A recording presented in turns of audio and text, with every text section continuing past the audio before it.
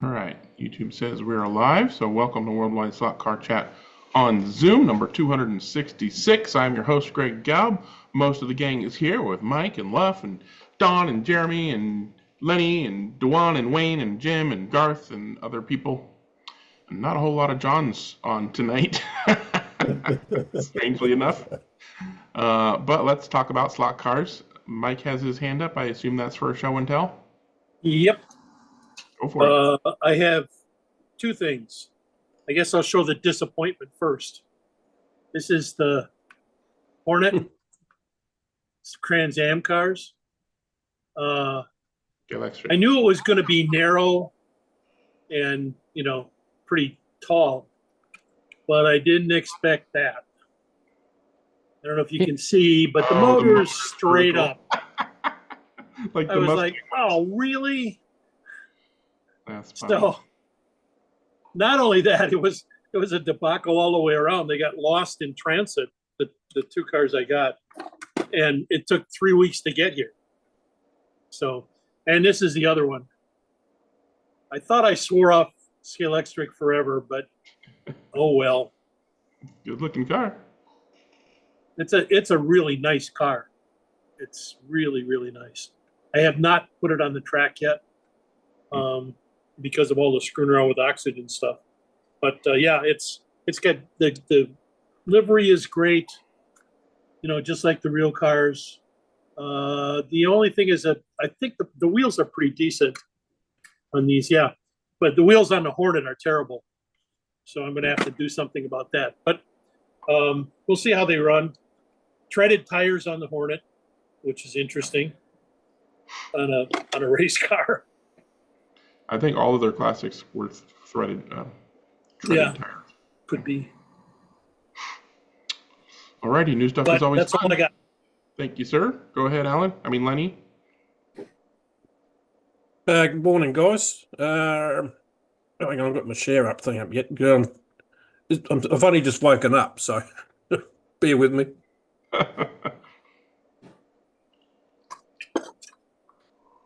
What time is it out there? It's 8:33. Okay. Being a retiree, I don't get up too early. That's why you don't see me the alternate week, because it's 3:30 in the morning. I'm not getting up. Yeah, that's way too early.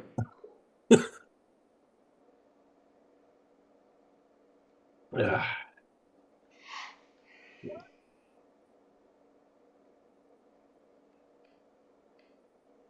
Okay. There we go.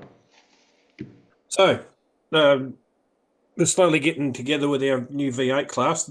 These particular ones are young Andrews, the guy that's driving the class pretty well at the moment. He's done all the work.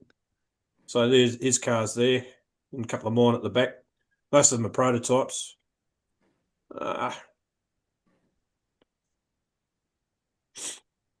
So there's these ones look a bit wider than the others. They're Ace Hobbies. They're basically they got a Scalextric body and cut it down the middle and added 6 millimeters, quarter of an inch. So they're designed to fit the Plafit 32nd scale chassis. There's another shot of them with some of the farm animals in the lower section there. So there's a Mustang, what we laughingly call a Mustang. It's a replica of a Gen 2 V8 supercar. It's an old Commodore. That body's about 20 years old. No longer available. Camaro, another Commodore. That's a locally produced Commodore, and the rest of them are that one's a Pado's Commodore as well. I've got another photo of that one in a minute. So that's my latest projectile. I'm slowly getting it there. We're working on getting interior trays at the moment. We haven't got any in vac form at the moment. So that's an old, that's a Pado's body of a VF Commodore SS Chev to you. So in 2016 livery for Penrite Racing or Erebus Motorsport. And there's the chassis. There it is with its top off. So it's a 3D printed chassis, PLA. So yeah, Andrew's got his own printer now, so he's madly printing chassis and making kits up for the boys. He's been the main driver of this these days. He's really enthusiastic about it. So we're getting a true control class for it now instead of having all sorts of bodies and chassis and different combinations. And then he sent me these. He brought these down on last Thursday night. Oh, sorry, Tuesday night. He started printing bodies in PLA. So that's a Holden Tirana GDR XU1, little from the 70s. He used to go around knocking off V8 Falcons. And there's the rear quarter, three-quarter view of it. Yes, you can see that. Oh, there's an. I'll go back. As you can see, you can see all the layers that's been printed. We'll, I guess, be able to sand them out, or I suppose some sort of filler to hide all that and sand it back again. But we're just experimenting with it at the moment, just learning how to do it. Man, as I said, young Andrew's taken up the cudgel on that one.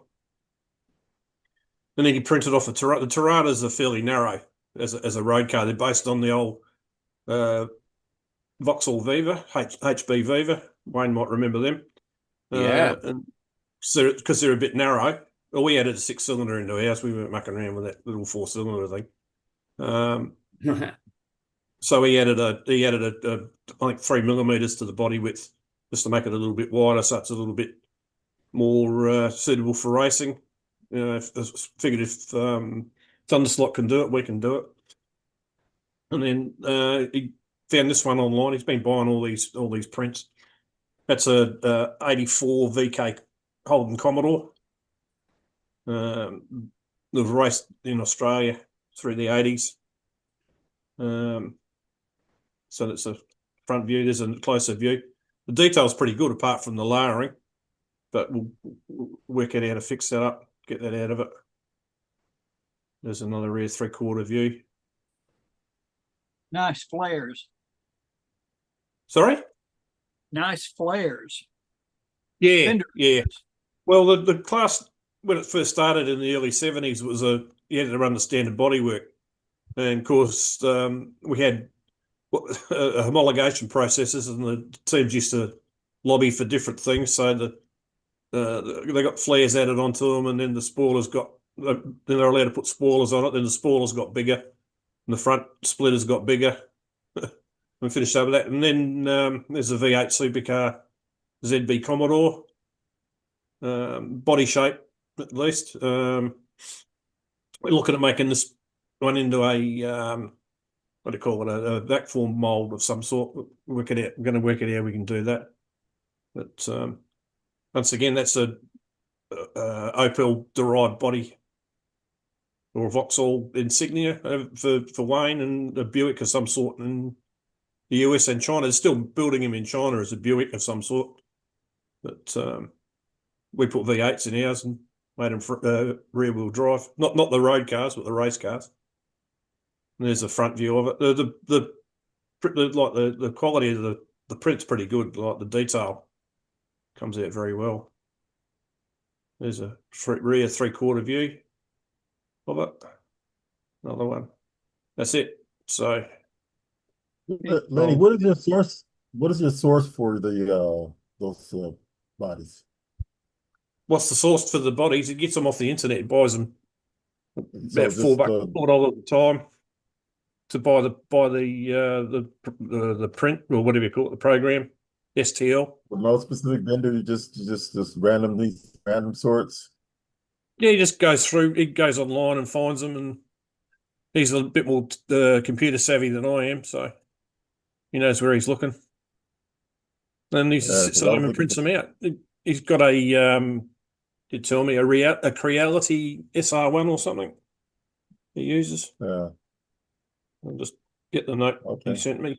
That's some old Yeah, four-door Creality sedan. K1. Sorry? No, I was just saying it has some old four-door sedans, family sedans and things like that. Because You can I've get created anything. that.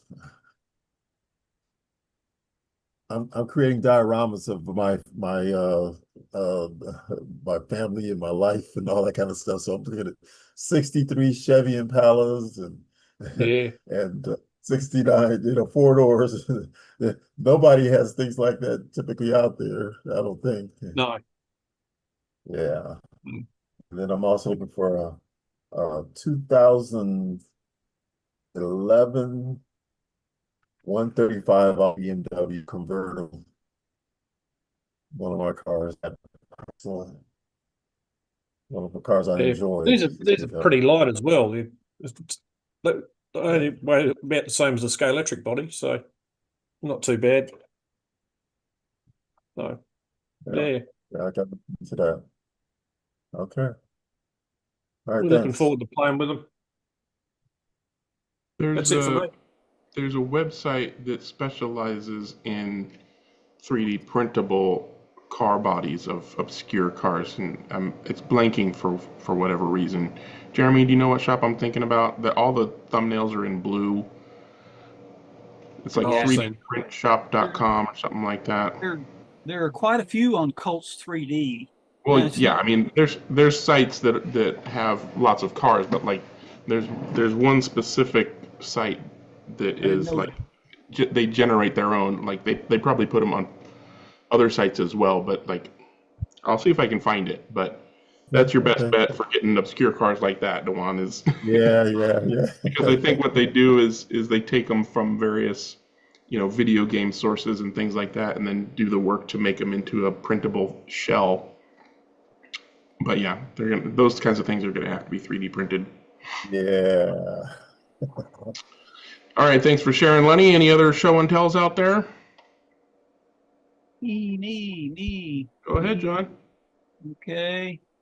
I won't bother with the computer hand braid. Uh, this is a recent acquisition. It's a Flechman uh, model slot car from about, I think, the 60s. I'm not sure when, maybe Early 60s. 1965, and there, somewhere in there, Yeah. of an Alfa Romeo T33/2 Periscopica. So anyway, it's pretty cool. It actually has the little. I've been since I bought this one on eBay, and I've been looking on for others to see kind of what others look like, and they came in three colors: red, blue, and green. And most of the ones I've found for sale anywhere don't have the exhaust pipes on them anymore. That is a really fragile arrangement for a model as heavy as this is, and the way it's probably going to end up leaving the track and hitting the floor and all that kind of stuff. So it's in pretty good shape.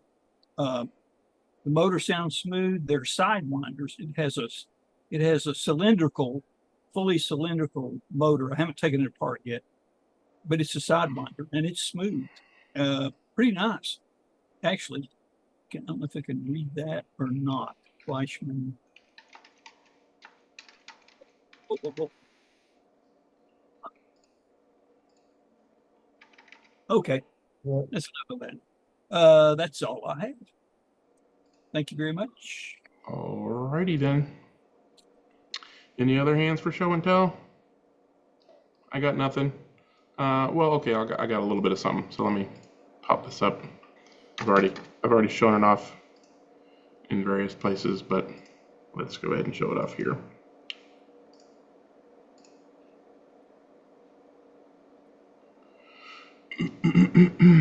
Come on, there you go. So this is the Carrera plunger controller to pistol grip adapter thing that I've shown a couple of times, but this is the new universal version, which uses a zip tie through a hole to hold the controller in place rather than trying to come up with a unique clamping mechanism for every single controller.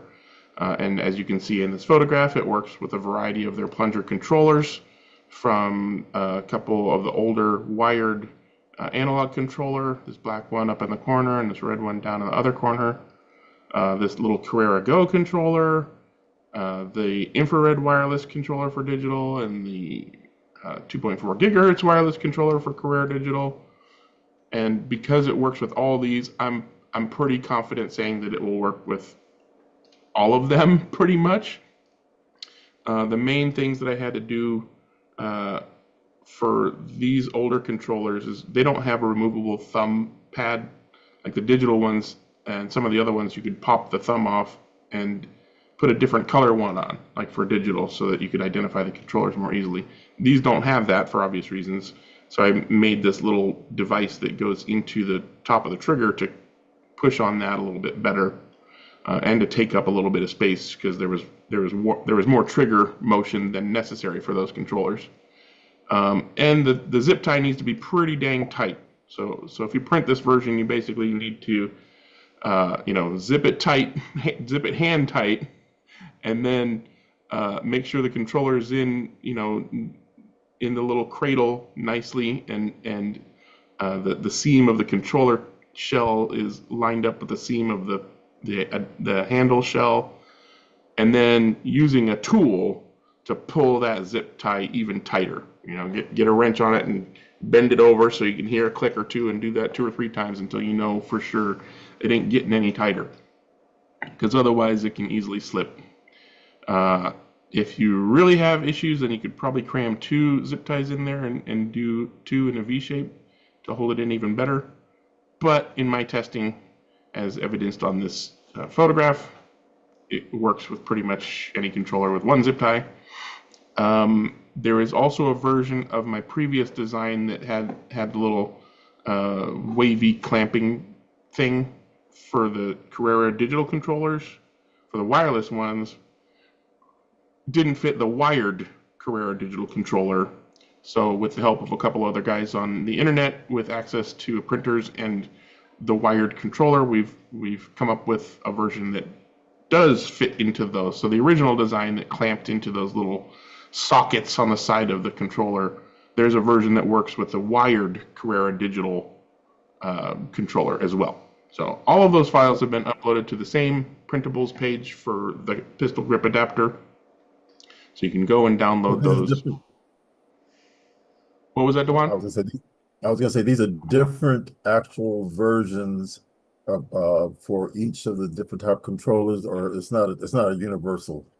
So what you're looking at on the screen right now is a single print that I call universal, because it pretty much works with all of these controllers. That is the same handle with all of those different controllers.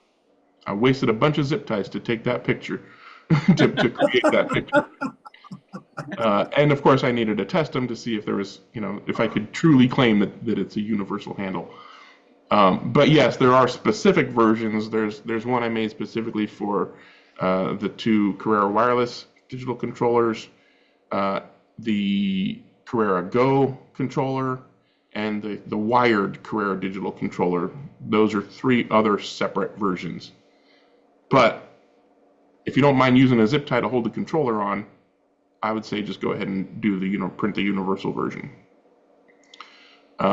If you have a wireless 2.0 controller, you have my sympathy. I've heard bad things about them. I've not had the opportunity to test them in this controller adapter, but I would recommend pulling off the red rubber cover on those controllers, because you have to cinch the zip tie pretty tight, which will probably mar the plastic / rubber / whatever the heck it is red cover on those controllers in order to hold them tightly. Though leaving the red, whatever it is, rubbery plasticky stuff will probably help it be more secure with the zip tie, but it will probably dig in and damage that. So if that bugs you, take that off before you zip tie it in there. But otherwise, physically it should work just fine, just like all these other controllers, because basically the top shape of the controller, this flattish curvish bit, is pretty much the same for every single one of them, even though they are bigger and smaller in other ways. That the shape of that curve is pretty much the same for all of them. So that came in handy. And have you managed to solve the problem, any problem with no motion in the thumb plunger when you initially pull the trigger? Is there not a little lash before you engage? Before the throttle engages, like plunger motion before the car moves. No, trigger, yellow piece, let's call it, in the blue handle. Yeah. That looks like there's a gap there that you would need to. Yes, that picture was Yeah. taken before I put the little plunger thingy in this little red thing there. Ah, yes, I get it. So that was printed specifically for that reason. This one I just didn't have it in the picture. And it depends on the controller. Sometimes you don't need the little pusher adapter thingamajigger, whatever you want to call it. But yeah, that's what that was. That's what that little red thing. You're getting a pretty instantaneous engagement when you first touch the trigger, then. Pretty much with that in there, yeah. And with the digital ones, using the little kind of piston shape adapter part to replace the thumb pad, those are all real good, at least for all the testing I've done. I've had people say it works better without the little plunger adapter bit, but you know. It's a taste. Whatever, I guess. That's why I made the little things. Use it or don't use it, and it's up to you, whatever works for you. And, Okay. and the lane change is still on the original controller, right? Yeah, you have to use two hands like most of us do anyways. Yeah. One for the trigger and then one to push the lane changer on top. Yep. Alrighty, any other show and tells? All right, let's do some Club Corner. Anybody who wants to talk about racing other than Wayne? We'll let other people talk about theirs first. I saw it nice. I saw that live streaming of the at the Gilmore Museum. That was nice. Digital race, 4-hour race. He had a lot of problems, but still, it's nice seeing it. Phil was one of the organizers of that. So I don't know if anybody else checked it out or not. Do you remember what the name of the race? Oh, Phil right here? Yeah, Phil from the chat. Gilmore Center. He hasn't been in a while. Out in Michigan at the Gilmore Museum. Oh, okay. A different Phil. Yeah. But it was Marty from Two Lines was actually trying to live stream it. Oh, okay. I did see a couple of videos from Marty. I didn't realize that was a digital event. Yeah, so it was a real cool event. They had at the Gilmore Museum, and I'm about to go check that place out. Put it to go to. Put it on your to-do list. Yeah. All right, I'll try to dig up some videos on that. Go ahead, Mr. Mike. Hey, boy, 1 week and I don't remember where anything is.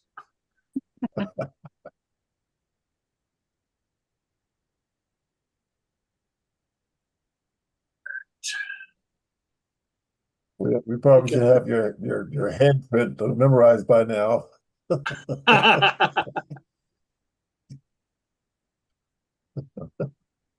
Many times you poke this in the face. At least you know who it is. Here we go. This is from last week, and for the life of me, I can't remember what we did. But I do remember that I got beat pretty badly in that. Let's see, what is it? No, never mind. Anyway, I had a terrible race that particular one. And ended up in third. It's the first time for a long time that I've gotten down that far. It was relatively close, as you can see with the laps going on there. Joe was a little bit off the pace, but still, within 2 laps per 125, that's not too bad. So that means about 14 seconds behind I was. So it's interesting. That one, you don't need to see that. And that was the second race I made up for it. I kicked butt.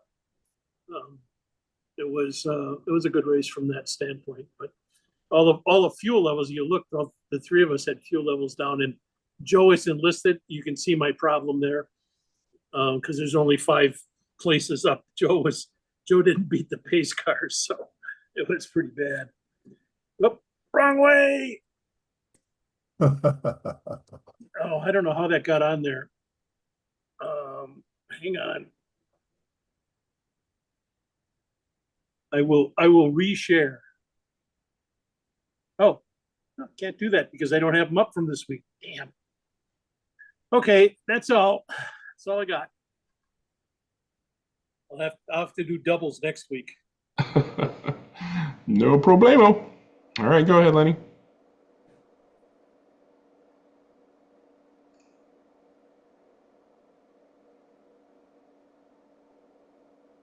Microphone. Yeah, you're still muted. You're still muted.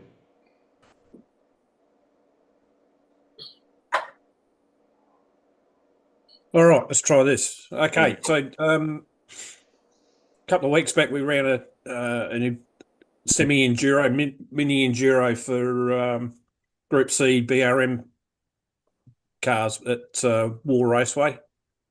And there's a quick video of the start. It's only 30 seconds.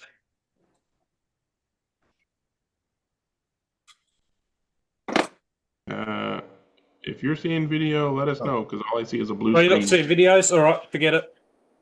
Just doing that again. All right.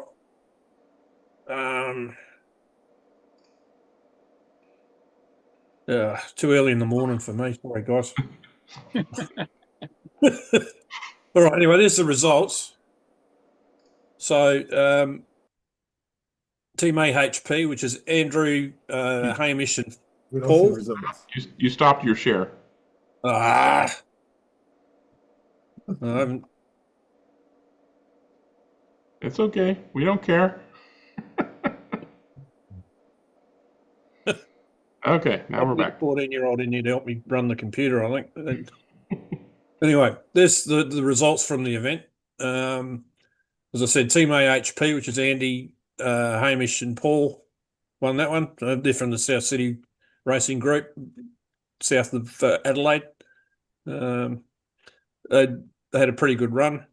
Second was Team Frantic, which was Frank and Tim and Dr. Fabio. He is on the forums and stuff. Can't think of his first name at the moment. We finished third. I teamed up with the War guys for this one. I was at a loose end and they needed a driver, so we picked up third. Us and Team Bob were the only ones to run through one car. Everybody else did car swaps. So morally, I think we're the winners, but no. Missing Steve was fourth. They're called Missing Steve because one of their regular guys couldn't make it. He had a function to go to with his wife, and I think, oh no, he was ill. He was ill. Sorry. So yeah, and then Team Bob finished fourth. Everybody basically ran Toyota 84Cs, whatever they are, and yeah, the top three were fighting all the way through it. We got within two laps of the lead and then fell away, which is a bit unfortunate. But it was a good night of racing. There's the winners. Paul, Hamish, and Andy. We had three Andrews racing that night, so it got a bit confusing. And they ran there's the Toyota 88Cs with their trophies. I think they're all recycled trophies. I think the track owners are saving money on trophies at the moment. But anyway, it was good. There's our weapon of choice, which I brought along as a spare. And it turned out to be quicker than the actual race car, so we ran that one instead. And after it was a 2 hours and 40-minute race, after 2 hours and 40 minutes plus some practice before that, say 3 hours, that's what our braids looked like. And that's probably the reason why we fell away from the lead, I'd say. We were losing power. Yeah, so it's a good night overall. Had a bit of fun. And it's not normally my genre, 24 scale racing, but it went along just to fill the gap that they needed. So anyway, and then we're on to this week is the Big Mick week at Spitfire Raceway. So we're remembering this bloke, Big Mick Spry. That's how we all remember him. With his glasses up on the top of his head and a high vis top on. That was his standard wear, I think. When his wife didn't tell him he had to wear proper clothes. And there's the perpetual trophy. I've got some other trophies coming. Got to pick them up this morning after I've finished here. That picture's up on the wall most of the time on one of the columns in our shed where he used to lean when he was driving. When he got a bit bored with it and on a long race, he'd go and lean up against the post. And we've got LMPs, Group Cs, and classic sports and racing, sports and GT cars for the racing. And that's it. I've run out of arrows on me thing. So they had first practice Tuesday night, and there's another one tonight, and then we go racing Saturday morning or Saturday afternoon. We'll have a practice session in the morning, have a bit of lunch, and then go racing. So 3 races of 20 minutes duration each. Top scorer at the end of the day wins the trophy. So a 3-time winner's coming back to have a go at a 4th time, and he's going to have a bit of competition this time because young Andrew's racing. He's our hot shot, and he's pretty quick with all 3 of those cars. So I'm looking forward to a good day on Saturday, and I'll get back to you in 2 weeks' time with a race report. That's it for me. All righty. Thank you, sir. Why do you think your braids went away so quick, Lenny? Don't know. No, they were actually those hard slot car corner ones. Everybody had the same problem. I know the winners, they took their car off and did a braid change, but and ran their alternate car, their backup car. But unfortunately, that race doesn't have any penalty for changing your car. I think there should be some sort of penalty. So when you change your car, there's some sort of lap deletion or a time penalty involved. But what was the track, Lenny?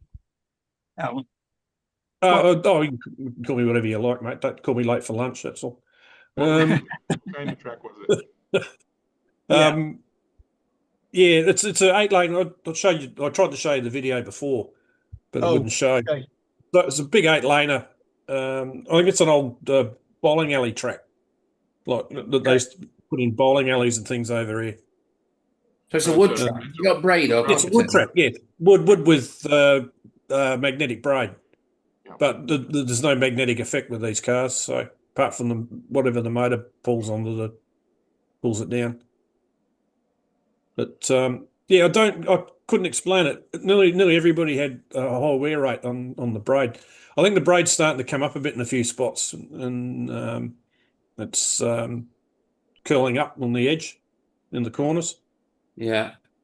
But it's a pretty old track, and it's getting a lot of use now. It used to be in Mike's back shed, but now it's at his commercial raceway setup. So it's getting a lot of use. And I reckon because it's magnetic, I'm starting to think that the magnets are starting to pull it off the track, especially in the corners. Yeah. I know there's one corner in particular. It's the tightest corner on the track, and it keeps curling up. So you got to get the roller out and roll it back flat. But yeah. If the braid is old enough, the track in the braid is old enough, then it could literally be wearing down and becoming more abrasive. Yeah, I think that's probably the cause of it. There's a fair bit of use on that track. There's racing nearly every night. The track's open, and there's lots of practice and everything. He charges $15 for the night, and you can go wherever you like on the tracks pretty well. Really good. The night we were there, Friday night, there was 3 groups racing, 3 different groups racing on tracks, plus the usual Friday night punters that come in. Did you guys use any kind of braid juice or track at the moment? Sorry? Did you use any kind of braid treatment or braid juice in your braids while you were running? No. So that's part of the problem.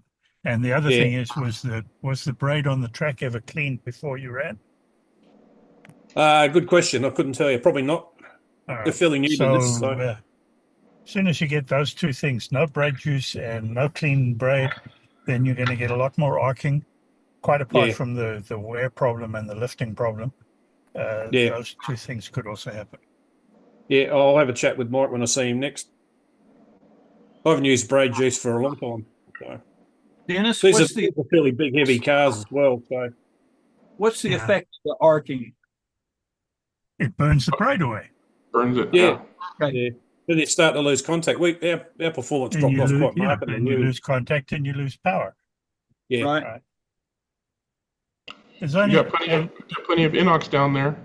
That's what we use. yeah, inox works. The other thing Yeah. that works really well is a product called Marvel Mystery Oil.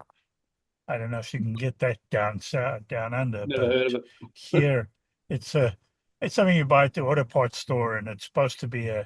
like an oil additive, and it's basically automatic transmission fluid with some or other, a couple of detergent items in it. So it actually works extremely well as a braid juice because it keeps the braids very clean.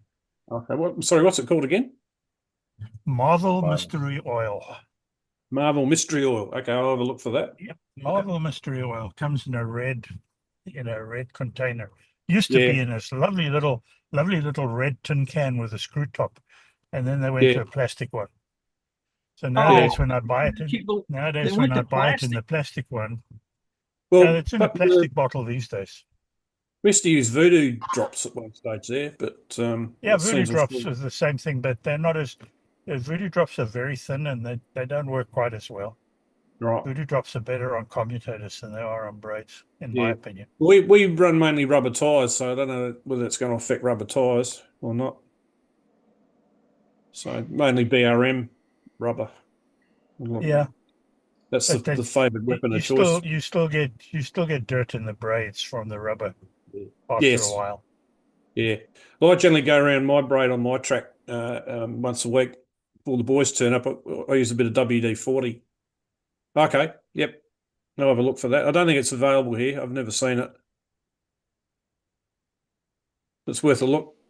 When we were kids, we used to prank some of the guys that had really nice cars that were faster than ours, like in high school.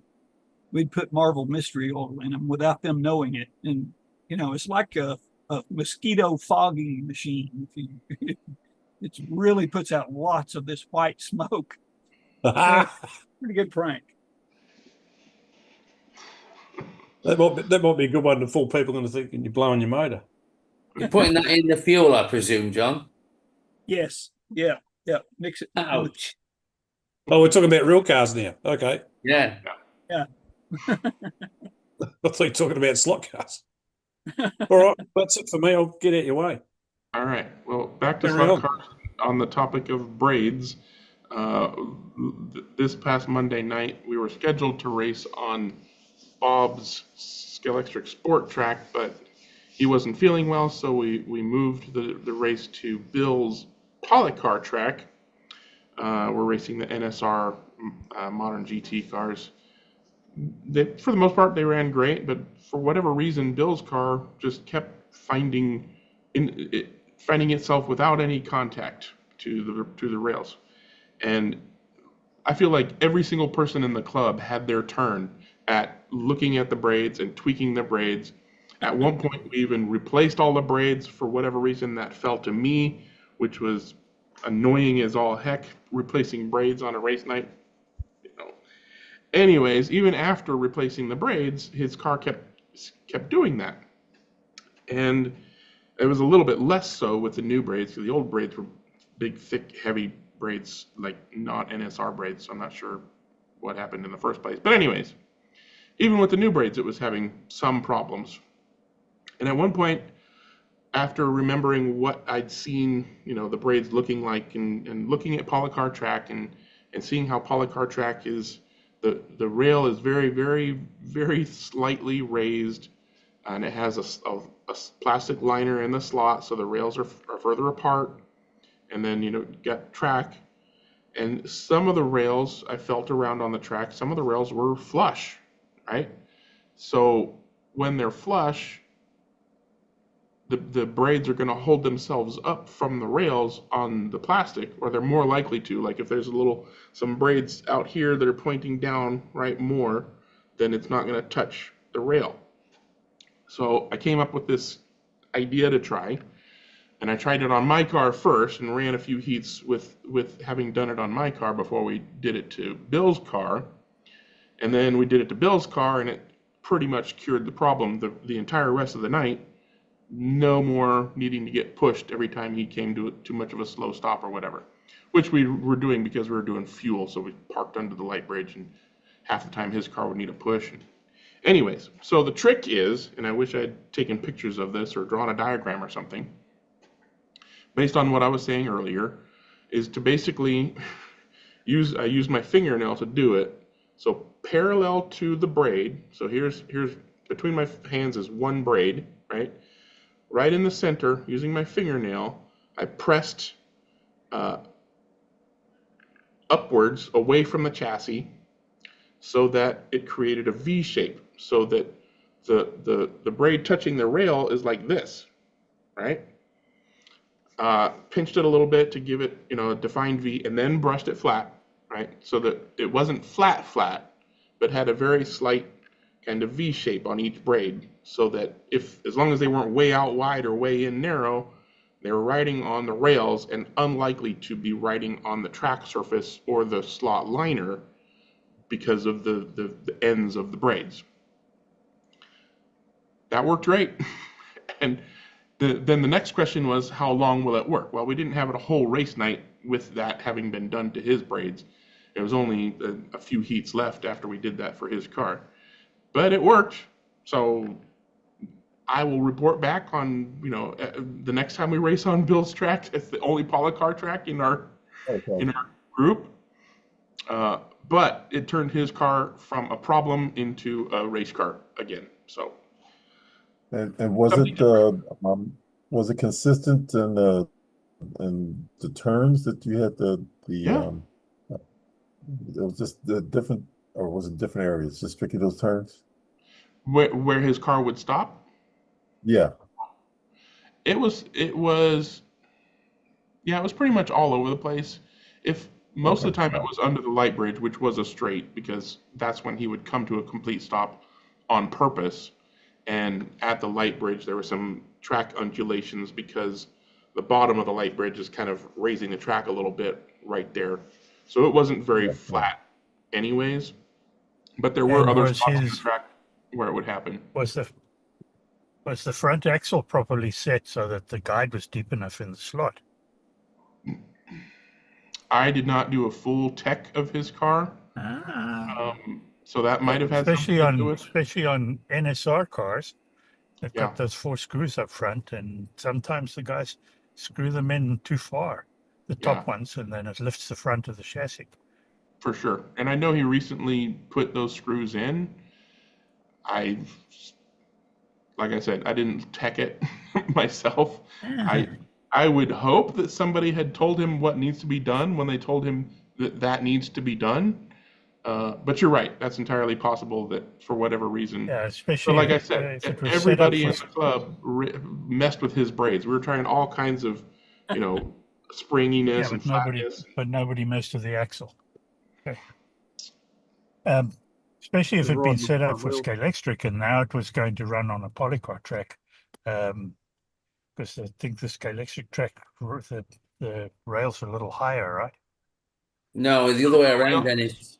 Scalextric is flush, polycar is raised. But yeah, the first thing we did that race night was remind everybody, hey, your braids from last week on Sport is not going to be good for this track. And pretty much everybody adjusted their braids. And like I said, pretty much everybody that was there that night looked at his car and did whatever they thought was necessary for his braids, and nothing helped. But you're right. His front axle is not holding the car up too much. He didn't come out more than he normally does, so he's not a particularly good driver to begin with, so it's hard to say one way or the other. But yeah, next week is going to be Sport again, so we'll have to reform his braids again. Well, if he's just put those grub screws into play, then the problem may very easily have been self-inflicted. Sure. Yeah. Like, so I'm not saying this is a silver bullet for everybody having braid problems on polycar track. I'm just saying this is something I thought of that helped his car that night.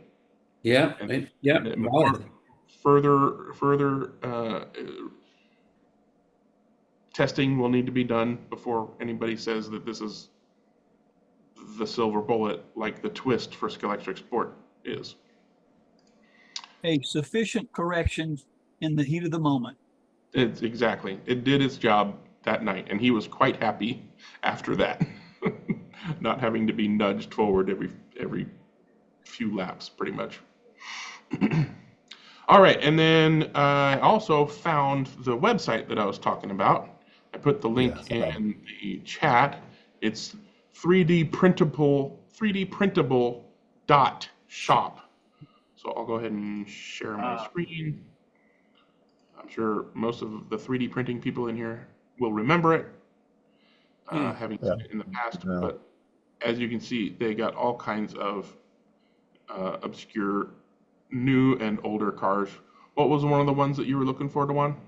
Yeah, I'm searching it now. It's not coming up. The 135i convertible.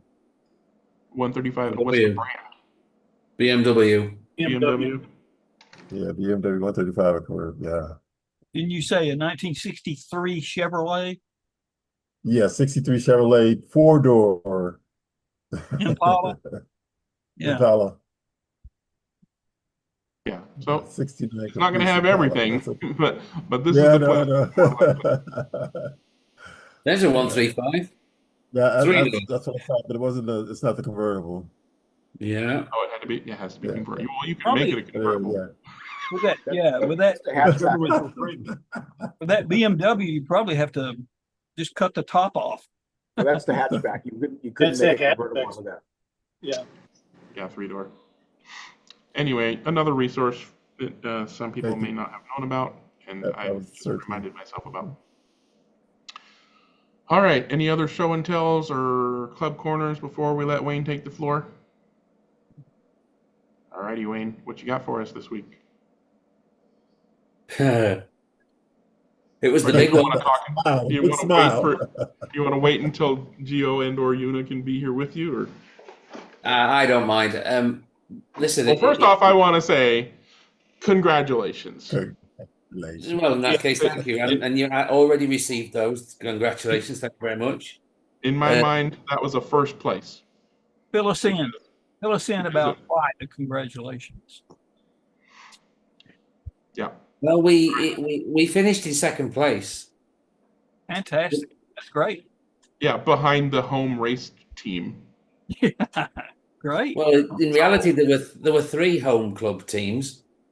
The LMP2 car was a home club team, and the race-winning GT3 car was also a home club team.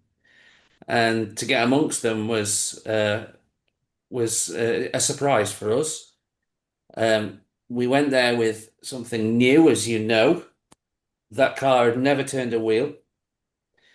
It just contained everything we thought we knew about how to build a car for an Inco track. And fortunately for us, it worked out in the end. We did struggle during practice and qualifying. We had some issues with the body shell not quite fitting the car how we wanted it to. We had 3 variants of the car. We had an angle winder, flat 6. We had an angle winder S-can, and we had a sidewinder S-can. And the most focus went into the 2 S-can variants in practice, but we got one that was clearly quicker than the other. And between practice 1 and practice 2, I actually switched the motors from one car to the other, just to prove or disprove that the responsibility for the pace difference was indeed the motors. And it turned out to be the case. It was perceivable. It was just about visible, but yeah, it was obvious that it was the motor. We got one with a good motor and one with a far less good motor. And eventually we chose to go with the Sidewinder MX-16, which is in alignment with the majority of the rest of the field. And it was a good choice. We were, Yona, myself, and Gio, as you know, but we had a new team member with us for the first time in the form of the Swedish national champion, his name is Oscar Ellerstrand. He's done digital racing once before. He came over to the UK to do Le Mans in 2019 with a GT car. The team he was in didn't really produce a result that was outstanding at the time. We talked about it before we went, obviously. But as soon as he hit the track in Mechelen, Paul Ricard track, we could see the capability, the ability, and all we really needed to do was leave him there to learn where all the lane changes were. And so he did quite a lot of the driving in practice, but it was good to have a single point of reference for any changes that we made to the car. And we made a few. And yeah, we didn't go faultlessly. The race started and you've probably seen the video I output of the start on YouTube where we were on the front of a line of cars because we'd qualified on second and they start the cars on the two middle lanes. So we got a pole position car in the other lane just ahead of us. And within about 4 laps of the beginning of the race, maybe even less, that car had deslotted and we just sailed on straight past it and into the lead. And this was like, wow, for the first and only time, probably, we were leading a 24-hour race. That was a landmark moment. And it was like we held on to that lead for a good 90 minutes. And suddenly the three of us were looking at one another as if to say, which one of us has got the balls then to go up and attempt to maintain this lead? Now, the schedule had undergone. We'd got a schedule. I think you saw it. It had undergone a few changes before the race began. In particular, I think Jona had got knock knees. He wasn't confident of his own capability in that respect, and he just wanted to put the best drivers, or in his mind, the best drivers up and keep that going in an attempt to do the best, to get the best result. However, we were never going to let him get away without driving, but it was in the darkness before Jona actually even hit the track. Now, about 2 hours into the race, the first driver, Oscar, who took a start, he was nervous about taking the start, but it went very smoothly. He kept the lead for the first 90 minutes. I think he built it out to about between 4 and 6 laps, something like that. And I took over for the second stint. And about an hour in, the car started to feel strange. I'd had 3 or 4 crashes, and then suddenly it stopped. It went up the straight really, really slowly, and then I was calling out over the radio, "There's something wrong with our car," and it went back onto the straight for another time, and it just stopped up the straight, and it got whacked in the back. The marshal went out to pick it up, and the car that had whacked it managed to throw our car on the floor. I didn't suffer from that, but it was like, oh my word, it's all suddenly gone wrong. And we went back to the pits. I was stayed in my position as the driver, and I was being asked to squeeze the trigger and one thing and another. People were trying, Gio in particular, was trying our car on the hot pit table, and it turned out it was on a H&B test bench. Enough time elapsed that I got to the point where this is not happening. Something serious must be wrong. So I left the driver's stand, which is a no-no, and got back to the pits and got out a power track from my own pit box. Put that on the hot pit bench because all work must take place there. Powered that up and put the car on it, and the chip, which was suspected as dead, immediately switched back on. The little red LED on the chip was flashing just how it should. And lo and behold, the controller was still on the driver's stand. So suddenly I had to run back to make my way as quickly as possible back to the driver's stand to fetch the controller, back to the hot pit, power up the controller, squeeze the trigger, and the motor wasn't turning. And then Gio just touched a wire and it started to move. And we were like, what's going on there then? And then he pulled the wire and it came off the motor. So we got a dry solder joint. and we got a solder joint that had lasted for over 2 hours, plus qualifying, because the motor had been installed at the beginning of the 90-minute qualifying in the morning on Saturday. It had done 2 hours of the race in the start of Saturday afternoon. None of us could explain it, but the fix was obvious. Get the soldering iron on and send the car back out on track. We did. We were measuring our laps every 10 minutes on the clock. And in 10 minutes, if you do 50, you're running okay. If you do 52, you're running good. And if you're doing 54 laps in 10 minutes, you're a god. And Oscar had been able to run 53s and 54s. When you do a driver change, it'll normally be a 50 because of the driver change, the fact that you have to get to pits and get out and all the rest of that. We did it in that 10-minute sector, we did 14 laps. So we lost about 36, we think. That's if you counted it as a 50. It might have been a 51, in which case we lost 37 laps. Either way, this book has got in it all our notes, all our sectors for all of the race. And that's not just one page, it's several pages of this book. So we had a radio system on, and every time a spotter that was stood trackside would get the data from the race management, jot it down in this book, do the mental mathematics, which is quite difficult when you get really tired, to calculate exactly how many laps you did since the last time we looked, since 10 minutes ago. And so we've got this column here that goes 53, 52, 51, 53, and it goes on like that for the whole race. It wasn't the only problem we had. We had another problem where a ferrule popped out of the guide. A silly one, really. I purchased some new guide wire recently because what stock I had was getting low. I tried to install it and I had to drill through the end of a ferrule because the tip of the ferrule was tapered and the conductor wouldn't go all the way through. And then when I did get the conductor through and folded it back around the ferrule, it seemed rather thick and large, and I jammed it into the guide. And it stretched the plastic of the guide because I eventually took those wires out. I thought they're too thick, they're too heavy, they're too stiff. The guide wouldn't turn very easily.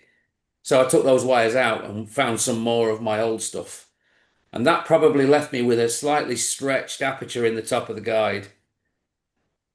Now, it was an oversight of mine not to have glued those in because I usually do. I usually put a little dab of something. It doesn't matter what, as long as it's a bit thick and not going to run down into the aperture.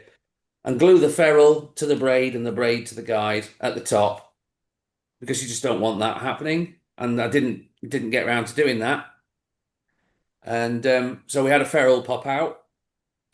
Another problem that we had during the race was one side of the rear wing detached from its wing upright because it's a body shell with two uprights and a leg stand that reaches across between them. And in the darkness, in a stint where a marshal had handled my car roughly, I saw it flying behind. I saw it hanging behind, running out horizontally backwards from one wing end plate, and I thought that we're going to lose that if I don't stop. So we stopped and we sticky taped that back to the other side, and that held for the rest of the race. We also we lost some of our rear lights in the car. We were running with one rear tail light. The back of the car's got a lot of lights in it, and a lot of those stayed lit. But on one side, there was one light that was getting brighter when the car braked and functioning as a tail light. The other side, if we'd have lost that, we wouldn't have lost all lights off the back, but we would have been in a situation where we perhaps should have stopped if it had been noticed, but it never happened. We also had a situation where a car ran into the back of ours and cracked the body shell where it's got an aperture above the rear tyre. And that allowed the back of the body shell to tuck under a little, and it was rubbing on a rear tyre for about a lap and a half. I was driving again. It happened in the darkness. This is like we're already 11 hours into the race by this time. But that was a cause for another pit stop.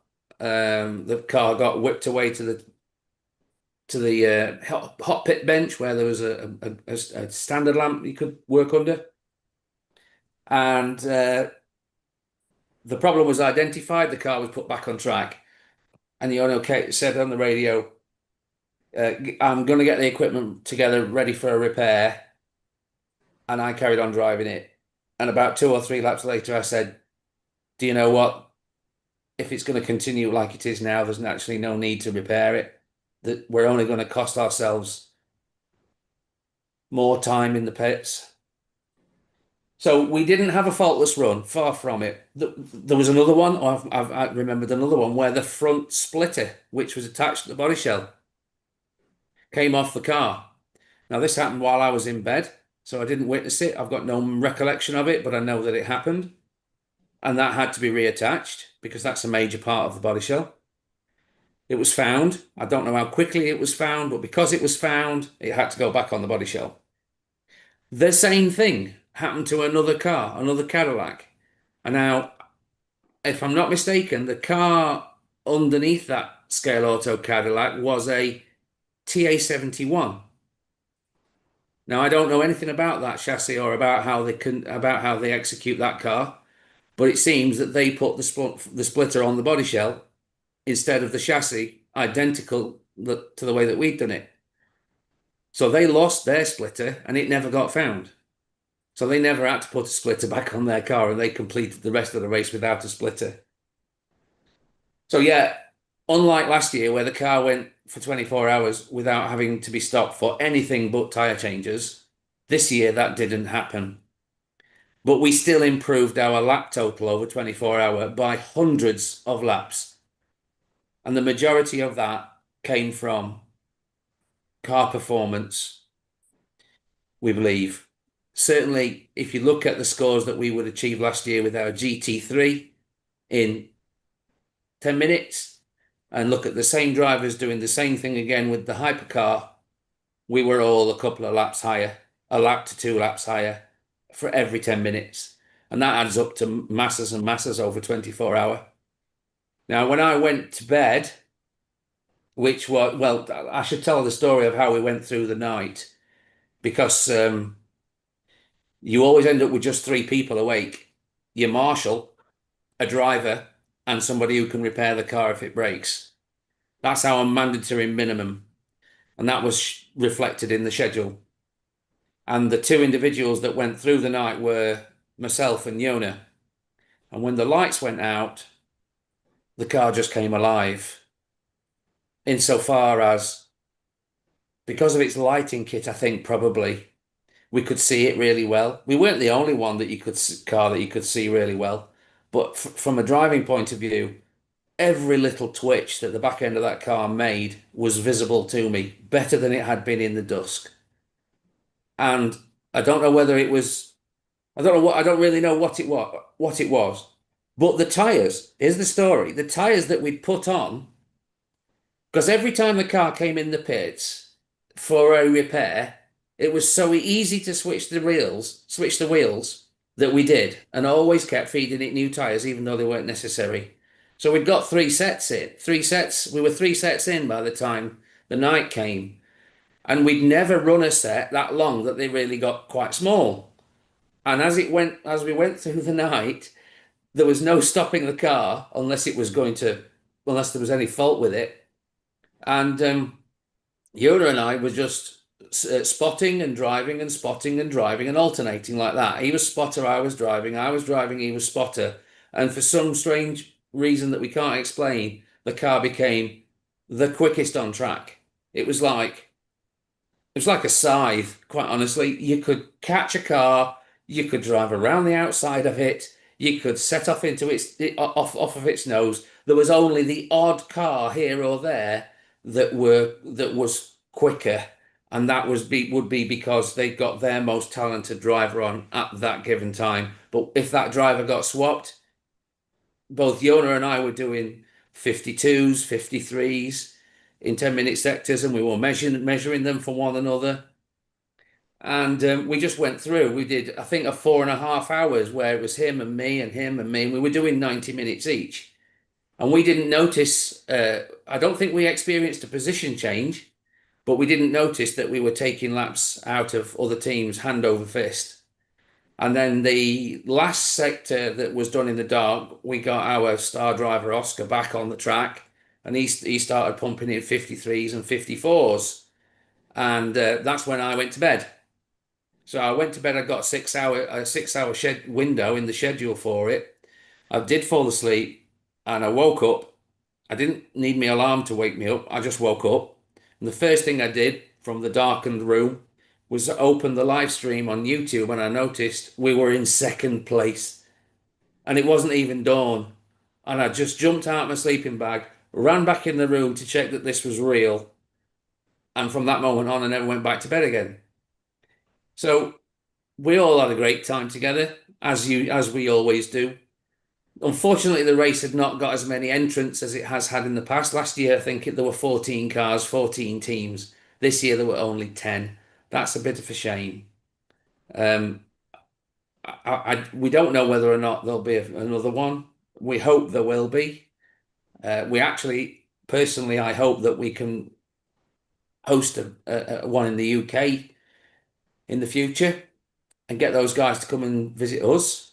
That's going to be down to the UK clubs and DISCA to determine whether or not that can happen. But yeah, at the moment we were happy that we would have been happy just to have been improved on last year, but we did way more than that. We were very, very pleased with the result. Very, very pleased with the car. Very, very pleased with the result. Anyone, any questions?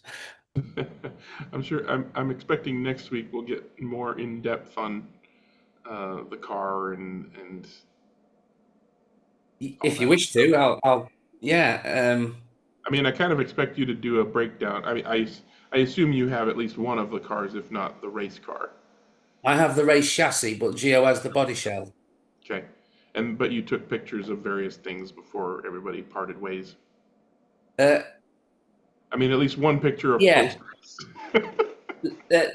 I'm quite shabby with my old picture taking. If I open my phone right now, you'd see lots of pictures of Oxygen Race Management. Yeah.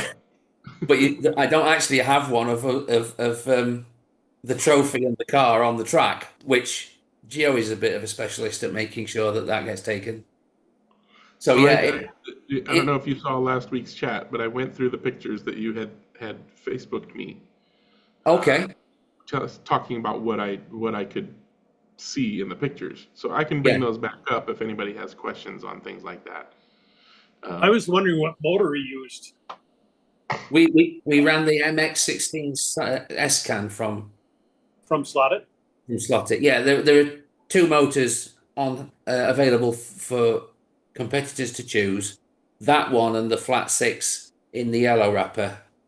21 and a half K, I think that one is. 20,500. 20,500. I think the MX-16 is rated at 23K.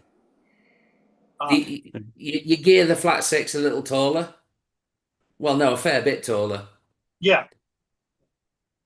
But it's debatable which is better, quite honestly. There were cars going around beautifully with the flat six, but the guys that win the race were using the MX-16.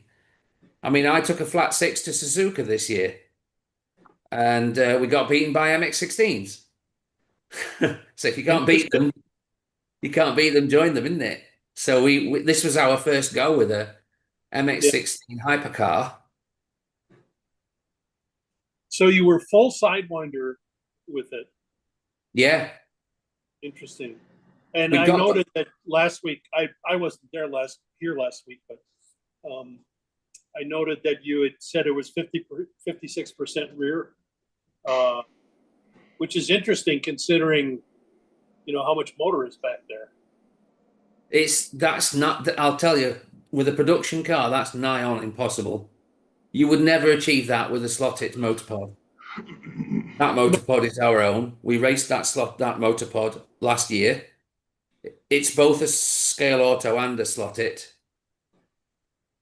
but it's extremely light. Yeah.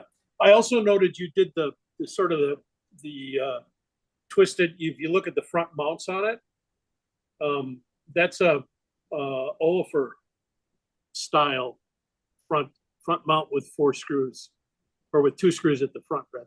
Yeah, do you mean the flexible arms on there? Yeah. You could also call that a CG Motorsport style. Yeah. Because they've got a motor pod that does that. Yep. And they had it, that was a production item before we, you've got it. That's where you're pointing. Before we incorporated that into our motor pod. But there's nothing wrong in seeing good ideas and adopting them. So we did. Oh, no. It was interesting. Did you find that additional twist on the pod was helpful? Quite honestly, Mike, when you put one of these things together and grip it with your fingertips, finger and thumb on the front axle and the rear axle. Now, I know it doesn't work that way. It works between the guide and the rear axle, probably. Yep. But then, of course, at some point, you put your front outside tire down on the track. Yeah. It starts to function like I'm gripping it. If you do that and twist this car, the whole thing is functioning as a single system. It's not the chassis stays put and the pod moves within the chassis. You get some pod motion, you get some twist in the chassis, and the whole thing is cumulative. And when you do it with your fingers, you're more than likely doing it more than happens on the track anyway. Oh yeah, there's very minimal movement, I'm sure. So it's almost impossible to identify exactly what's happening. You can hypothesize all you like, but let me tell you this. If you change those springs on that motor pod, you can tell when you drive it. What springs were you using in the front? Well, interestingly, what you're looking at is a complete packet of Scale Auto springs. The ones on the back of the Scale Auto black, which is the medium one. The ones on the side of the bronze or copper. Yeah. That's the hard one. And the ones on the front are the soft. I'm not convinced the front ones are doing anything at all. It looks like you've also got spacers on there too. Do you have foam spacers on these? Like right there? No. There's no foam in there. Underneath the motor pod, there are some silicone washers. Okay. You see that one on the body posts, the body screws? Those are 0.5 millimeter thick, and they're there to keep the screws in the chassis when you've taken the body off. But they are also underneath the motor pod everywhere it contacts with the chassis, and there are 2 of them. Okay. So they're a millimeter. Up, so it's 1 millimeter thick? There's a millimeter, yeah. The pod is designed with a 1 millimeter gap underneath of all its wings. Oh, okay. So when you put the base plate on a setup plate and you put the pod in also on the setup plate, none of the suspension points touch the top of the chassis. They've all got a gap underneath, and you can actually see it at the slotted motor pod, at the slotted mount. That's a Scale Auto. If you come back towards the end bell of the motor. Towards the end bell, there, but now if you look just down there, there's a 1 millimeter gap. Yeah. Then there's no screw in there or anything? No, there's nothing in there. The chassis can't reach the pod there. Oh, yeah. So did you say you put them in or not? Hold on. So this gray thickness here, just under the spring, that's the pod, right? Yeah. Okay, and then this lighter gray, that's the chassis. That's correct. What we can't see between those is 2 0.5 millimeter silicone spacers. That's right. Okay. Go ahead, Mike. So the 2 millimeters or the 1 millimeter springs or spacers are underneath the spring? No, they're in between the motor pod and the chassis. Okay. That's what I thought. In exactly the same way that Chris Walker advises. Yeah. I was just being careful to be clear. And then these are these flange head nuts? Yes. Now, they're in short supply, but those on the sides are Scale Auto ones, and those are manufactured with a little. They're not a flat bottom on that nut. They've got a little For the center spring section that's thicker, so to they keep the locate spring in the from going spring. side to side. Yeah, it's a raised ridge. It's like a raised area, yeah. And I've got washers that do that underneath all the nylon nuts that you can see on the tops of the springs. Okay, so just these outside ones, the middle ones are the Scale Auto. The rest are nylon with a spacer in the center. The rest are nylon nuts, plain nuts, and underneath there is a washer with a similar ridge. Okay. It's a part that I found on AliExpress, and it's a part that's manufactured for Tamiya Mini 4-wheel drive, and I took a chance on them being the right size because the dimensions were not actually on the listing, and I just thought for £2 I'm going to buy the damn things, and if they fail, they can just go in the bin, but they're not. They're perfect. And that the raised bit goes into the middle of on the inner of the spring. That's right. And the whole thing is basically to keep the spring from switching out one way or the other. Yeah, it stops it from rubbing on the screw. Yeah. All the screws are plain shank screws, you know. In most cases, you're looking at Scale Auto aluminium plain shank screws. The two on the sides, however, are not Scale Auto. I chose those. Those are made in titanium, but that's incidental. I chose those because they have a smaller diameter head and they have a smaller diameter shank. And because of that, they can actually wobble, if you know what I mean. They can be not vertical in relation to the base plate. Yeah, because they'll they're- need more. They will rock a little bit as you twist. So was your Yes, the solder joint that failed. You see how I've put the capacitor on the motor, and I've put wires on the capacitor legs. Yeah. Well, I did that intentionally so that we could change motors again and again and again without interfering with the wiring of the car. You would just solder the end of the capacitor leg. Yeah. And the one that it's capacitor to motor. So you could take the motor off and never interfere with these two. And it was one of these wires onto the capacitor leg that was the fail point in the race. That one right there looks pretty dubious. Well, they're coming in from the underside. But this was before you swapped motors. This is before we did any motor swapping, yeah. Yeah. So this wasn't the solder joint that failed. It was a different solder joint. No, it was this. But when we swapped Oh, motors, yeah. You're swapping it at the motor, not at the ferrite. tabs. That's correct.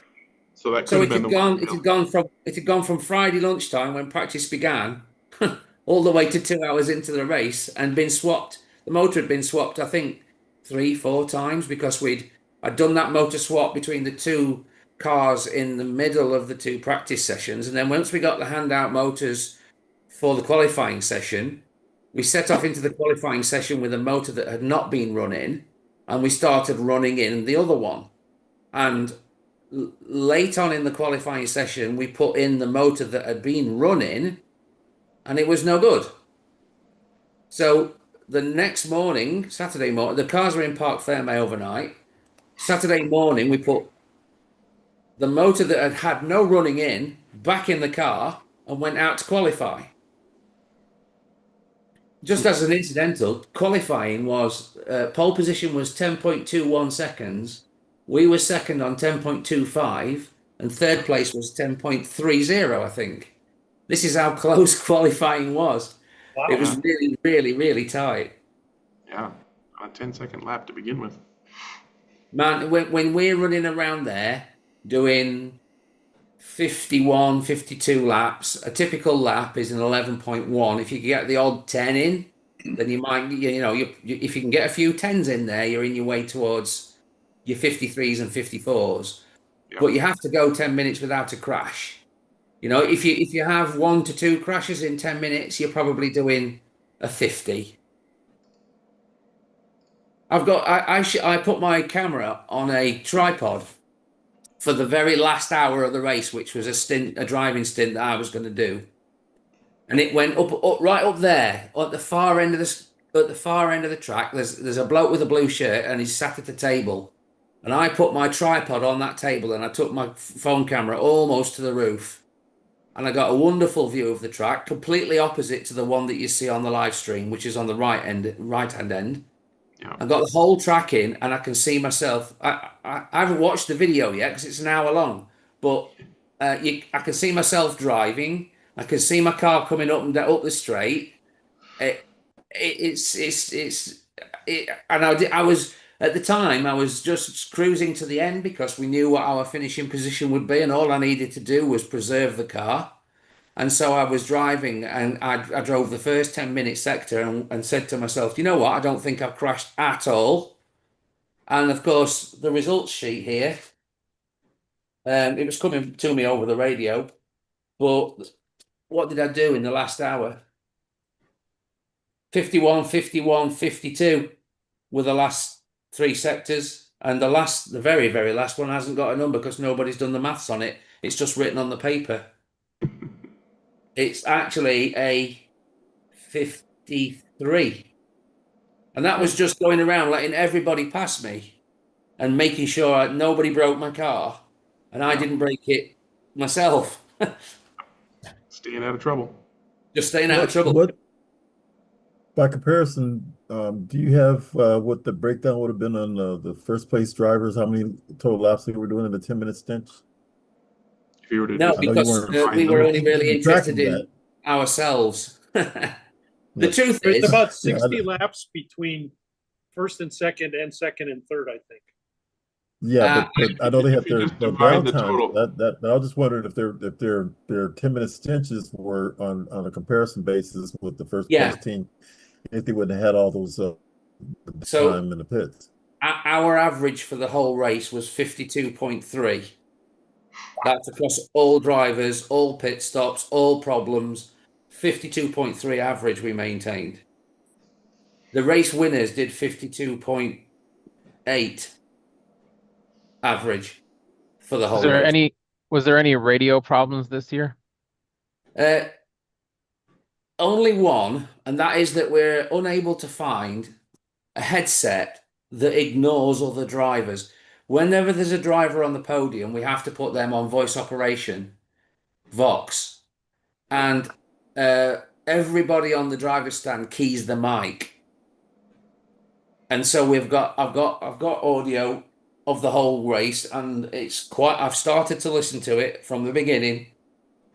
I'm using it to pick out exactly what happened and when, and it's very difficult because there's so much bump that that ain't worth listening to.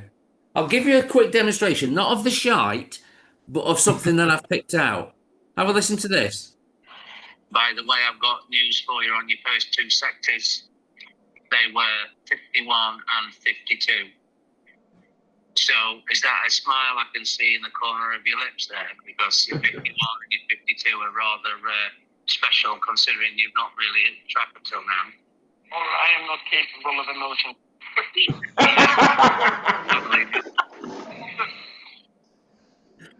So that was me and Yona, and that was in the dark. That was Yona's first 20 minutes of the whole race.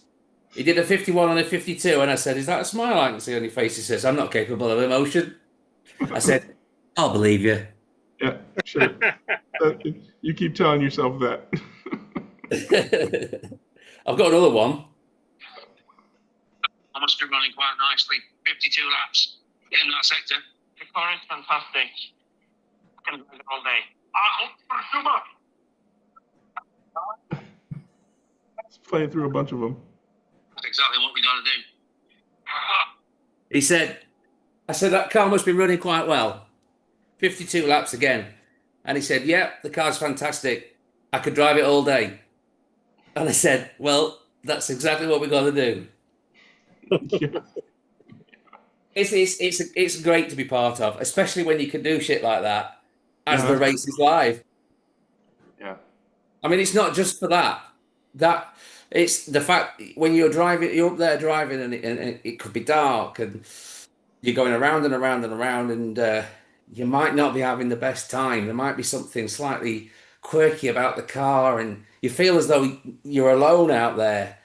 And it's just reassuring to know that someone's watching the car, someone's watching your progress. And then they feed back information like that, and you know that you're achieving what you want to achieve, or you're not. In which case, you, as a driver, you can say, listen, I've just had 5 or 6 crashes in a row, and I don't feel like carrying on. If you could make arrangements to swap the driver, then that'd be, I'd appreciate that. Or simple as this, I need to go to the toilet. Yeah. If you're up there and you've got the radio, at least things like that can take place. Yeah. There's lots and lots of benefits to it, but it's fun as well. We love it. We all love it. We love doing it together, and we keep going back for more. And at the moment, we're crossing our fingers that there'll be another 24-hour. We're already talking, obviously, about the next 6 Suzuka race, which is likely to be January, as it usually is. Are we going to continue with the same car? All the problems we face. Do we want to continue with a scale auto body shell that's made up of 1 billion bits, or is Yona going to get his way and print one that's one piece? And will it be a Cadillac? Why should it be a Cadillac? Why not something else? So, the planning begins now. Are you guys going to do Stanborough? Stanborough's doing a bunch of oxygen racing. Stanborough is just on the northern edge of London. And for me to get down there to do a one-day event and get back, it's about, it can be over 4-hour drive. Now, for you Americans, that's nothing. But for me, in there and then do the racing and then get back in the day. What, there's no train? I'm sorry? Just a ride to Vegas and LA. There's no train? How would I get my race gear down there? On a train? That's the kind of way that Yona brings his race big gear. box. It's not an airplane. It's a train. I would need something with wheels, probably. Yeah. Oh, sure. Quite honestly, my stuff rarely moves from my underneath my table or around, on the floor around my table in the bedroom of all places, and it's not really made for moving it very easy. And when I go to one of these races, I take everything, including the kitchen sink. Some of it will stay in the car boot, but at least it's there if I need it. Yeah. So, yeah. Good stuff. All right. Anybody else want to talk about anything? Jim, you got nothing this week? I do, but I'm kind of recovering from Sunday when I did about 4 or 5 hours of announcing. But my throat's been kind of scratchy for a couple days. So. Okay, we'll forgive you. We did have we had a good race. I hardly took any pictures at all, so I don't have much to show. But we had the MR slot car race. Electric Dreams crew was there. Marco was there. I'll show you one picture if I still have it up. This is Motown, right? Yeah. So there's going to be another part 2 of the California Challenge at Motown. I think it's in August. And I thought you were doing the part 2 at Electric Dreams. Oh, I said Motown. I meant Electric Dreams. Yeah. And so that's onward, but that's right after the Nationals. So I doubt if I'll go down there. So because of the way the schedule worked out. We also did an NSR Formula 22 IROC race. So that was a lot of fun. The cars ran really good. So all in all, it was a good event. We only had 19 entries, which was not like we had anticipated, but a lot of people just couldn't make it that weekend. Because it was postponed, a lot of people had already made plans for that weekend. So we thought we'd get about 30. We ended up getting about 20. Yeah. So, but it was a good race. There were some track issues that I had. If you saw the broadcast, my car was just awful in the main, but the overall event went great. Dewan was trying to say something, but he just dipped out. So I don't know. Is he still there? Dewan, did you have something you wanted to say or ask or talk about? What? My internet connection is too bad. I'll bypass. Well, Okay. you could turn your video off. And Everything's freezing up on Yeah, everything's freezing up on me, so I just Oh, want to turn sure. my video off to see if I can. I just found the pictures. I've only got like 3 of them, I think. Go ahead and pop your pictures up, Jim, and then we'll let Dewan talk about his thing. So there's the race. Like I said, there's a race at Electric Dreams in about a month or a couple months. The Electric Dreams crew was up, so they got out there on Friday and started practicing. Herman James won concourse, gorgeous Jaguar. The green Jaguar in the back should have won, but that's the way it goes. There's the grid, and there's the IROC cars. And the one picture I wanted to show you is Marco's got this pit light from hell. Oh, I've seen those. They're for doing reviews. Yeah, they're for nails and or tattooing and or manicuring and or anything like that. Yeah. And it's super bright. And I was sitting right next to it. It was very bright. But it's kind of cool. It's I'm working right now on building a mini version 3D printed with LEDs. It's going to run on USB power. So that's my next project. All right. Give your voice some more rest. Yeah, thanks. What did you want to talk about, Dewan? You just need to unmute. You don't Okay, need I'll to keep my video off. Hopefully my internet connection is good. But anyway, I was gonna ask Wayne about the drivers. How many? Well, first of all, how many drivers was this? How many teams was it? Sorry. And Oh, you're muted, Wayne.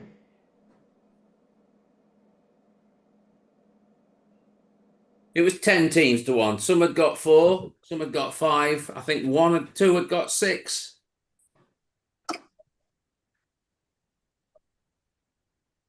But nobody trying to run And with 3. Yeah. Six is the maximum. We got 4. We'd actually got 5 team members. We had a non-driving team member, and that was Sean. She did quite a lot of marshalling on our behalf. Very valuable asset insofar as she made sure that people went to bed when they were supposed to do, got up when they were supposed to do. Well, obviously, that fell to me as well as captain. You probably saw that in the interview, in the video I made. Yeah, I think with when you've got a star driver, when you've got a driver who's just that little bit. I mean, if you add together 2 of our sectors, when Yona, Gio, and I can all achieve 52, and Oscar doesn't always, but can achieve 54. You add 2 of those together, you're looking at 108 laps versus 104 laps. I rate that as about 3% better. Now, if I boil that down, I think a star driver is about 3% better than us 3. So it's not huge, but it adds up. Yeah. Now, when you've got a driver like that, the more additional drivers you put with him, the more you dilute the effect that he has on the result. And although there were 80 lap gaps between first and second, and I think the same way between second and third, sometimes the races are far closer than that. Last year, we were second in GT3 by 17 laps, and there wasn't a star driver in our lineup then. So we couldn't respond. The team that beat us did have what we considered to be, what we identified as a star driver. And quite often the radio communication goes, who's driving for so-and-so team right now?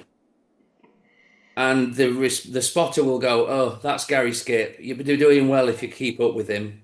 Or, oh, that's Greggy from DSCA running their car at the moment. He's the guy that set their pole lap or whatever. There was a LMP2 car that we were quicker than, and then we weren't. and then we were quicker than again. And it would be like, I'm not quicker than the LMP2 car at the moment. He'd go, no, that's Tim. Tim built it. Tim's from this club. Tim's a bit of a star driver. So even doing laps with these guys, you can find them. You know they're there, and you're like, last time I was on, I could not run rings around, but I could put laps into that. I kept seeing it, and I kept seeing it on my nose, and now I keep seeing it, but I keep seeing it on my back door, and it's very the differences are minute, but you can feel them. It's fascinating. It's great, especially because it's so damn long. Yeah. Yeah, on a sprint race, you might get lapped once by the star driver. Yeah, But on once an in a endurance 5 minute like that, stint, you might even finish on the same lap if you were doing 3 minutes. yeah. But on an endurance, you're You can find it. yeah, the time between getting past seems a lot shorter. Well, it depends. You see, there was one super strong car, and it had got one super strong driver, and when he was driving it, you'd see it on your back door. But the same car, when Henry was driving it, you'd keep meeting it in the opposite way around, and you'd be like, ah, he's stuck in the lane I like to run, and yet again I found him. And you could sometimes you'd find him and you'd have to change lane, and then you'd work your way past, and then you'd get back in the lane in front of him, and then you'd be like, phew, I survived that experience of having to change lane and do all the rest of that. And then he'd have an accident behind you, and 3 laps later, you'd be back on his back door. You'd be back on his back door again. And you'd be like, that car's so fast down the street. That car, what? That was one thing that made our car a little different to most of the very quick cars. We could not find straight line speed. The quickest cars out there were taking a foot or two from us just on the straight, and it was quite frustrating. But it only affected us in I'm going to say the first 2/3 of the race, because those cars, with a couple of exceptions, were not as fast as us on Sunday, particularly mid-morning to the afternoon. We maintained the same kind of straight line speed throughout the race, whereas the only cars that were faster were the ones who were hundreds of laps behind us, because they'd been in the pits for attention. And when they do that, they can fit new gears, they can even change their motors. I know that sports car racing had to change their motor, and it was a flat six. That's the one you would have expected to go the 24 hours quite comfortably. But I did see it on the hot pit table, and they came to the conclusion that the motor was junk, and so they switched their motor. And on Sunday afternoon, when that thing's flying around with Gary Skip or John Underwood, they're particularly quick drivers, and it's just passing you, you have to remind yourself, they're not in my race. They're never going to catch me. I should not be concerned about the fact that they're passing me.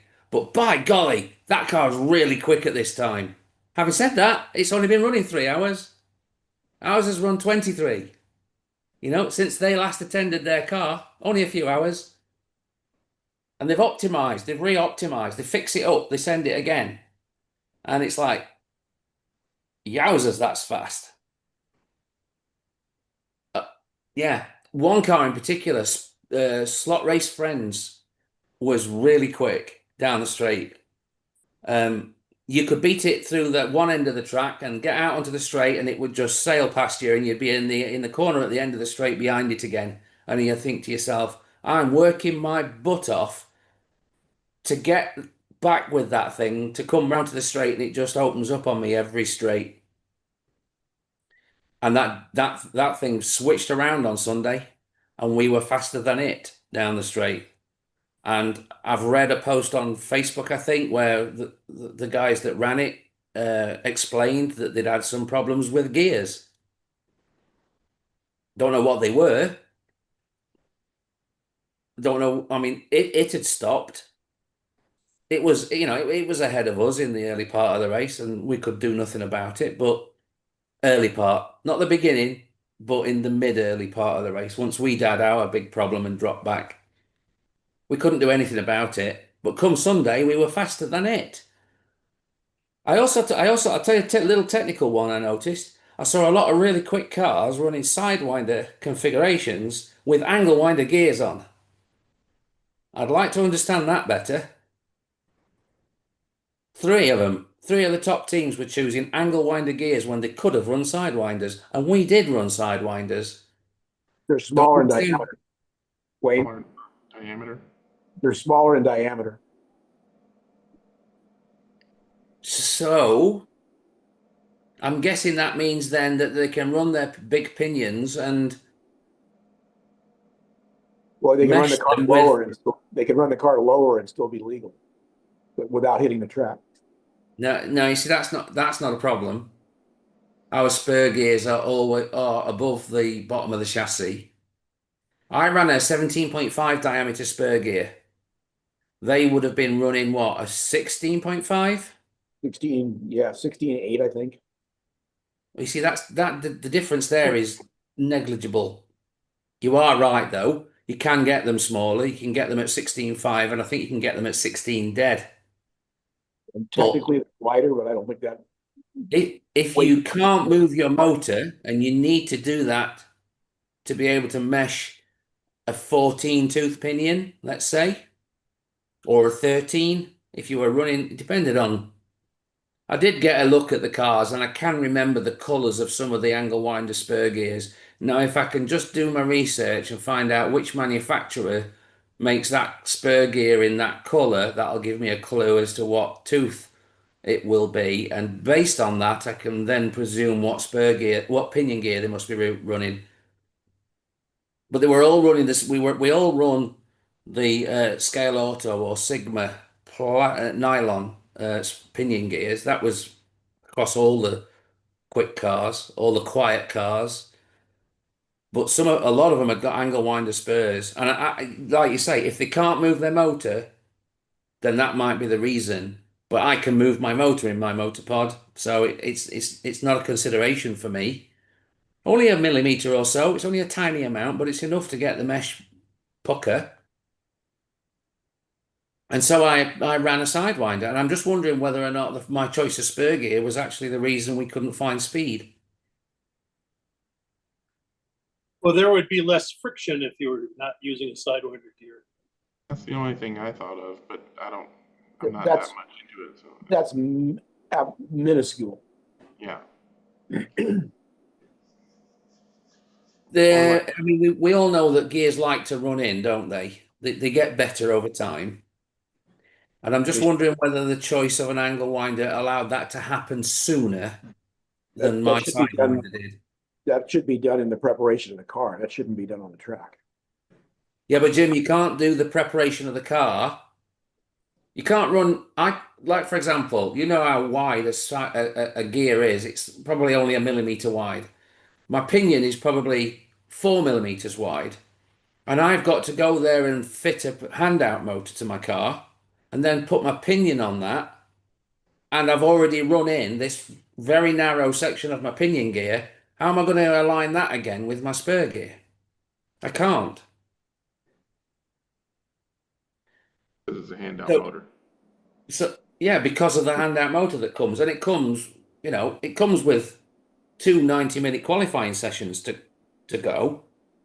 But what am I saying? I'm just saying I haven't got time to do the running process with the grinding pastes or anything like that.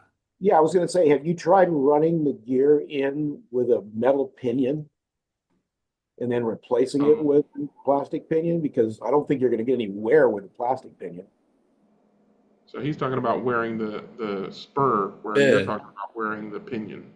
Yeah, but I mean, the issue with the spurs is they're not always round. And if they're not always round, if you put a plastic pinion on it, it's still never going to be round. It's just going to conform. But you need to put a metal pinion on it, run the spur gear up, break the spur gear in so it's perfectly round. Are you wearing the spur gear that heavily that it will actually go from being slightly out of round to being round again? I shouldn't say round, it's the teeth. Sometimes the teeth tend to be a little bit deeper on one side, so there's a high spot on the gear. Yeah. I mean, gear quality is it is a consideration. There are certain, I mean, like for example, I'll tell you what, I like my scale auto sidewinder gears, but you give me one of their angle winder gears, it's a hateful thing. They are horrible. Same thing, same brand, but can't get along with angle winder. My point is, if you have a gear, and I don't think they're ever perfectly round, and you adjust it to the high spot, so the high spot is your tighter med, then the low spot's not good. But if you adjust it to the low spot and break it in with a metal pinion so that the gear is now perfectly round and then put your plastic back on it, I would think it would work better. I mean, with Revel slots, we've been doing that forever. The gears are not they're mediocre. They're not bad, but they're not. Yeah. And so some people just take it, adjust it to the high spot, and then the low spot's terrible. But if you adjust it to the low spot and break it in, then it's good all the way around. Got you. Well, but you need a metal pinion to do that. I would think so. Yeah, absolutely. Last year we raced with a metal pinion. Last year we raced with a Thunder slot spur gear on, and this year we put a Thunder slot spur gear on because that was the tooth count that we wanted. We got that tooth count, and it was a Thunder slot brand. Because we're shooting around a little bit, because remember that we've never run an MX6. Sorry. Yes, we have. We've run an MX-16 in sidewinder configuration on that track, but not in a hypercar. It was a GT3. Are you running the plastic pinion by choice? Yes. To me, and I'm saying I'm right. It would seem like you would want to run a metal pinion and plastic spur gear, as opposed to the other way around. It's nylon pinion on nylon spur, or on plastic, I guess. Spur gear. Yeah, I'm just using plastic as a generic. Yeah. Yeah.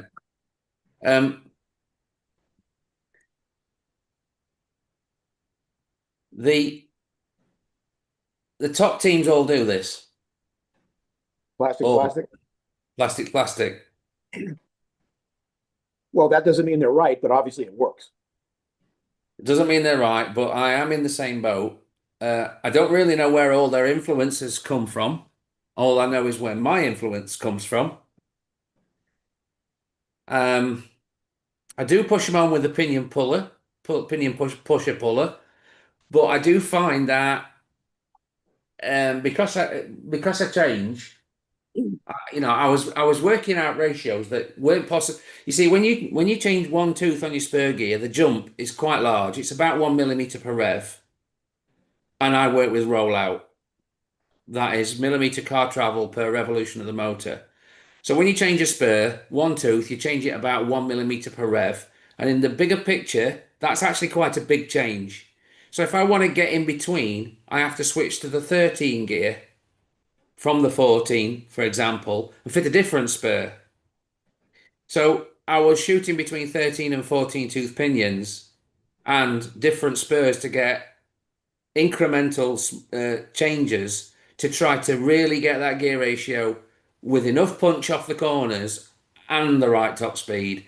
And we went there with a ratio on that we arrived there last year with a ratio on that gave us what it gave us last year, which was competitive. But this year, that same ratio wouldn't go fast enough down the straight. So I don't know whether that was just one motor to another, but that wouldn't go fast enough down the straight. And so we went taller. And that meant putting a Thunderslot spur gear on, and that was brand new. Never been on the car, never been on any of my cars. Rest of my spur gears have got some use on generally. But we put this Thunderslot on, and suddenly the car went noisy and no faster. And it was like, that's junk. We can't afford to continue doing that. We're trying to qualify. So I went an extra step higher taller on the gear ratio, expecting to find some more top speed, and this time it did. But the Thunderslot that should have gone a little quicker just didn't. And then a little bit taller again, different gear, and it did. And it's like, some of these gears are good, some of these gears are just junk. That's when you change the spur gear and leave the pinion alone. You're getting mixed results. Yeah, that's right. That's right. And you wouldn't get that mixed result if you could go through the process of doing that running and getting that thunder slot nice and quiet and, all the rest of that. Can you run a set screw pinion? You can run one, yes. I don't like the idea. I think that would be the best way to do it. I mean, plastic pinions being plastic, they're extremely hard to get on perfectly straight. And you may never even notice if it's not on straight. That's your experience, is it? Yeah. And it deforms the plastic a little bit. And, obviously it has to be a press fit. So when you press, you're deforming the plastic, which is changing the teeth pitch. Not technically the pitch, but you know what I mean. I know what you're saying, and I'm not going to say it's not a real thing. And it must happen, but I don't really think it affects us. You know what I'm saying by that? Well, I'm coming from an HO background where it makes a huge difference. Okay. I mean, we have presses to get them on straight, but you've got to be really careful. We screw it in like an eighth of a turn at a time and then back it off on the press. An eighth of a turn and press and re-lubricate it. It's crazy how critical it is on an HO car, and maybe not as critical because they're bigger, but it's still critical. Yeah. And a set screw pinion, well, set screw pinion is not perfect either because when you put it on, it slides on nice, it's easy. But then you have to tighten it and you kink it, don't you? Yeah, you put a side load into it when you kink it. Yeah. So there's nothing perfect. I would think just a press on brass would be as perfect as you can get if you can get it on straight. I hate brass pinions. Even on plastic spurs, they show a lot of wear quite quickly. So I'm anti-brass pinions. Wayne, sorry to interrupt. We've got 10 minutes left. Happy to let Wayne keep going, but does anybody else want to get a word in edgewise? If you have anything to talk about, I mean, I've been encouraging you, so I'm not gonna lay it all on you, Wayne. But yeah, if anybody else has anything they want to talk about or ask about, now is the time. Otherwise, wait until we go off live. Hearing none, I'm happy to keep listening about gear ratios. I'm gonna soapbox a little bit. I find it humorous that I'll say it this way: we have a wide range of viewers. We do have a lot of viewers that are fairly new, fairly casual, fairly overwhelmed by such in-depth talk about gear ratios and plastic versus metal versus press-on versus set screw and all that kind of stuff. But we also have the guys that are into that, and that's what they want. That's what they come here for, right? So I just want to say, anybody who's watching, you're gonna get it all. You're gonna get, look at my cool new car, and you're gonna get, well, we worked for 90 minutes on gear ratios and swapping out pinions for different materials, and you're gonna get it. So, if all you want is just simple, casual slot racing fun, there's a bunch of other channels out there for you to enjoy. Come back and enjoy this one for what it is. Well said. And this is the forum where you can be. We can be as much into scenery and decal choice. Exactly. That's what I wanted from this is that breadth of not only levels of skill and experience to share, but also those levels and experience to ask. Right? Absolutely. So if you want to hear, if you as a viewer want more stuff other than the technical stuff that you're not particularly interested in, well, join the Zoom chat. Exactly. And ask questions that are you want to get answers for. I try to look at the YouTube chat as much as I can. Asking questions there is better than nothing, and I'll try to get them in here. But joining the Zoom chat is absolutely the way to go. We're very welcoming. You don't even have to turn your camera on if you don't want to see in your faces or whatever. It's easy to find access to the Zoom chat. If you know how the internet works, you can join us and then contribute simply as a participant asking questions, you know? Yeah, that's it. I think I'll just go ahead and end the live on that note. As usual, we will keep chatting about all kinds of things and gear ratios and stuff like that. So until next week, everybody wave bye. I'm clicking the end button. Now it is ending. Now we'll wait 10 more seconds before we say anything rude. Rude. Make sure that it is no longer